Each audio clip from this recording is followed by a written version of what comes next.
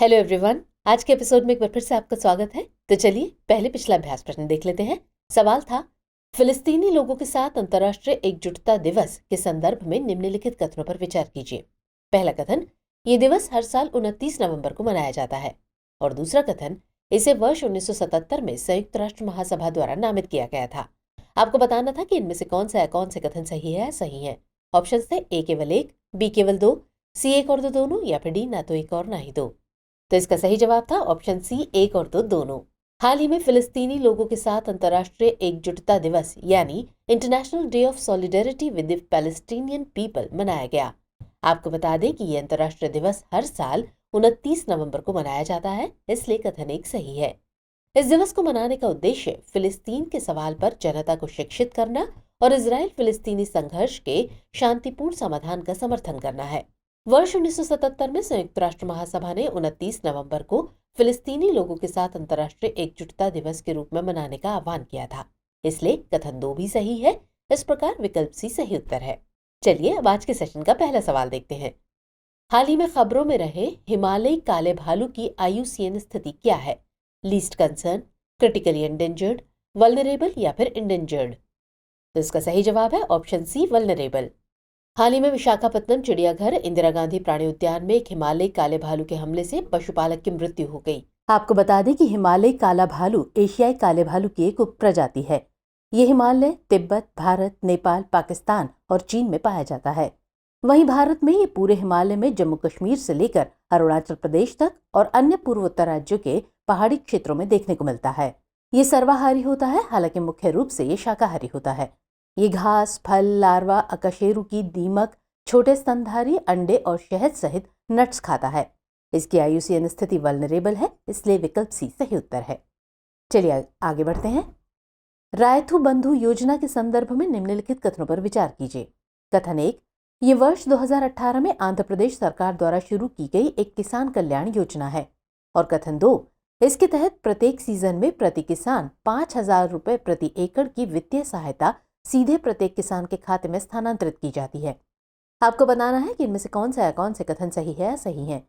केवल एक, केवल दो, एक और दो दोनों, या फिर न तो एक और ना ही दो। तो सही जवाब होगा ऑप्शन बी, केवल दो। हाल ही में निर्वाचन आयोग ने तेलंगाना सरकार को रायथू बंधु योजना के तहत दी गई अनुमति वापस ले ली। आपको बता दें कि रायथू बंधु वर्ष 2018 में तेलंगाना सरकार द्वारा शुरू किया गया एक किसान कल्याण कार्यक्रम है, इसलिए कथन एक सही नहीं है। इसे किसान निवेश सहायता योजना यानी FISS के रूप में भी जाना जाता है। ये देश की पहली प्रत्यक्ष किसान निवेश सहायता योजना है, जहां लाभार्थी को सीधे नकद भुगतान किया जाता है। इसके तहत प्रत्येक सीजन में प्रति किसान 5,000 रुपए प्रति एकड़ की वित्तीय सहायता सीधे प्रत्येक किसान के खाते में स्थानांतरित की जाती है, इसलिए कथन दो सही है। ये वित्तीय सहायता साल में 2 बार यानी खरीफ और रबी दोनों फसलों के लिए वितरित की जाती है। इस सहायता का उपयोग फसल के लिए बीज, उर्वरक, कीटनाशक, श्रम और अन्य निवेश जैसे इनपुट की खरीद के लिए किया जा सकता है। तो इस प्रकार विकल्प बी सही उत्तर है। अगला प्रश्न, एस्ट्रोसेट के संबंध में निम्नलिखित कथनों पर विचार कीजिए। कथन एक, इसका प्रबंधन ISRO telemetry tracking and command network यानी ISTRAC बेंगलुरु से किया जाता है। और कथन दो, इस मिशन का न्यूनतम उपयोगी जीवन लगभग 10 वर्ष है। उपरोक्त में से कौन से कथन सही है या सही है? केवल एक, केवल दो, एक और दो दोनों, या फिर न तो एक और ना ही दो? तो इसका सही उत्तर है ऑप्शन ए, केवल एक। हाल ही में भारत के एस्ट्रोसेट ने अपने 600वें गामा-रे बर्स्ट यानी GRB का सफलतापूर्वक पता लगाया है, जिसे GRB 231122B नाम दिया गया है। गौरतलब है कि एस्ट्रोसेट भारत की पहली समर्पित मल्टी वेवलेंथ अंतरिक्ष प्रयोगशाला है। इसे सतीश धवन अंतरिक्ष केंद्र श्रीहरिकोटा से PSLV C30 एक्सेल रॉकेट द्वारा 28 सितंबर 2015 को लॉन्च किया गया था।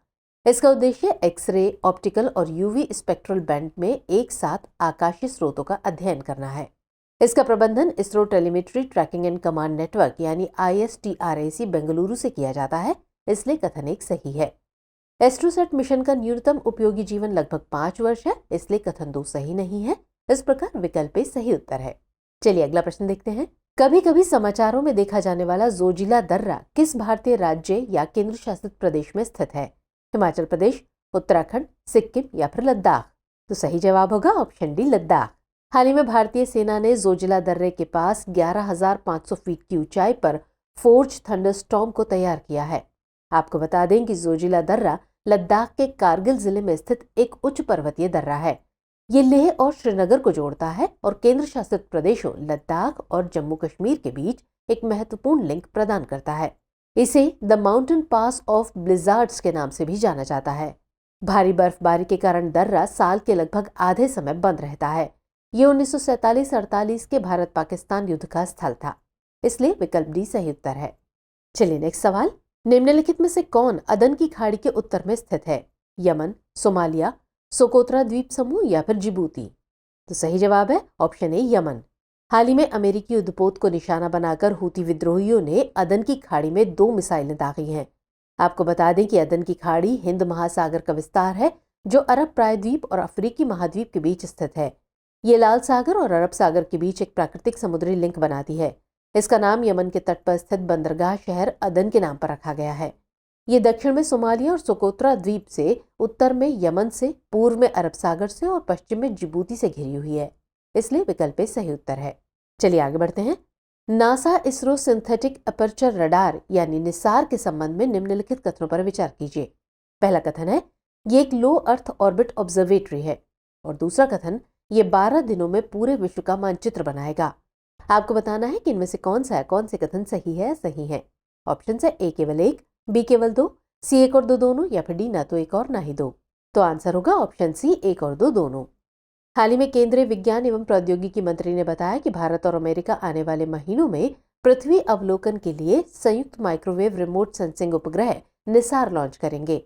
आपको बता दें कि निसार एक लो अर्थ ऑर्बिट यानी एलईओ ऑब्जर्वेटरी है, इसलिए कथन 1 सही है। इसे नासा और इसरो द्वारा संयुक्त रूप से विकसित किया जा रहा है। ये 12 दिनों में पूरे विश्व का मानचित्र तैयार करेगा, इसलिए कथन 2 भी सही है। ये पृथ्वी की सतह में बदलाव, प्राकृतिक खतरों और पारिस्थितिकी तंत्र की गड़बड़ी के बारे में प्रचुर मात्रा में डेटा और जानकारी प्रदान करेगा। इससे पृथ्वी प्रणाली प्रक्रियाओं और जलवायु परिवर्तन के बारे में हमारी समझ को आगे बढ़ाने में मदद मिलेगी। इसी के साथ ये मिशन भूकंप, सुनामी और ज्वालामुखी विस्फोट जैसी प्राकृतिक आपदाओं के प्रबंधन में मदद करने के लिए महत्वपूर्ण जानकारी प्रदान करेगा। इससे त्वरित प्रतिक्रिया समय और बेहतर जोखिम मूल्यांकन संभव हो सकेगा। तो इस तरह विकल्प सी सही उत्तर है। चलिए अगला सवाल देखते हैं। कलक्कड़ मुंडनथुराई टाइगर रिजर्व किस राज्य में स्थित है? केरल, कर्नाटक, आंध्र प्रदेश या फिर तमिलनाडु? तो सही जवाब होगा ऑप्शन डी तमिलनाडु। हाल ही में शोधकर्ताओं ने कलक्कड़ मुंडनथुराई टाइगर रिजर्व में जीनस इम्पेतिन्स बाल्सामिनेसी में एक नई पौधे की प्रजाति की खोज की है। दक्षिण भारतीय आवृतबीजी पौधों के वर्गीकरण में उनके योगदान के लिए एस करुप्पुसामी के नाम पर इस प्रजाति का नाम इम्पेतिन्स करुप्पुसामी रखा गया है। आपको बता दें कि कलक्कड़ मुंडनथुराई टाइगर रिजर्व तमिलनाडु के तिरुनेलवेली और कन्याकुमारी जिलों में स्थित है। इसे नदी अभयारण्य के रूप में भी जाना जाता है क्योंकि इस टाइगर रिजर्व से 14 नदियां निकलती हैं। इस टाइगर रिजर्व की स्थापना 1988 में की गई थी। तो इस तरह विकल्प डी सही उत्तर है। नेक्स्ट क्वेश्चन, विश्व जलवायु कार्रवाई शिखर सम्मेलन के संबंध में निम्नलिखित कथनों पर विचार कीजिए। पहला कथन, ये यूएनएफसीसीसी के 28वें पार्टियों के सम्मेलन यानी कोप 28 का उच्च स्तरीय खंड है। और कथन 2, इसका आयोजन सऊदी अरब में हो रहा है। उपरोक्त में से कौन से कथन सही है या सही है? केवल 1, केवल 2, 1 और 2 दोनों, या फिर ना तो 1 और ना ही 2? तो सही आंसर है ऑप्शन ए केवल 1। आज भारत के प्रधानमंत्री नरेंद्र मोदी विश्व जलवायु कार्रवाई शिखर सम्मेलन में भाग लेने के लिए संयुक्त अरब अमीरात की यात्रा पर रवाना हुए। आपको बता दें कि विश्व जलवायु कार्रवाई शिखर सम्मेलन यूएनएफसीसीसी यानी जलवायु परिवर्तन पर संयुक्त राष्ट्र फ्रेमवर्क कन्वेंशन के 28वें पार्टियों के सम्मेलन यानी कोप 28 का उच्च स्तरीय खंड है, इसलिए कथन 1 सही है। ये जलवायु परिवर्तन की साझा चुनौती से निपटने की दिशा में सामूहिक कार्रवाई को गति प्रदान करने का एक अनूठा अवसर प्रदान करता है। गौरतलब है कि कोप 28 का आयोजन 28 नवंबर से 12 दिसंबर तक संयुक्त अरब अमीरात की अध्यक्षता में किया जा रहा है, इसलिए कथन 2 सही नहीं है। तो इस प्रकार विकल्प सही उत्तर है। अगला और अंतिम प्रश्न, हाल ही में खबरों में रहा पौराणिक प्राणी कंगला सा किस राज्य से संबंधित है? मणिपुर, मिजोरम, नागालैंड या फिर सिक्किम? तो सही जवाब होगा ऑप्शन ए मणिपुर। हाल ही में भारतीय नौसेना के नवीनतम घरेलू युद्धपोत आईएनएस इम्फाल के शिखर का अनावरण किया गया। आईएनएस इम्फाल के शिखर पर हिंदी में इम्फाल शब्द उभरा हुआ है और इसके डिजाइन में बाईं ओर कांगला पैलेस एवं दाईं ओर कंगला सा दिखाया गया है। कंगला पैलेस मणिपुर में एक महत्वपूर्ण ऐतिहासिक और पुरातात्विक स्थल है। वहीं ड्रैगन के सिर और शेर के शरीर वाला कंगला सा मणिपुर के इतिहास का एक पौराणिक प्राणी है। ये मणिपुर के लोगों के संरक्षक के रूप में प्रतीकात्मक है। कंगला सांप मणिपुर का राज्य प्रतीक भी है।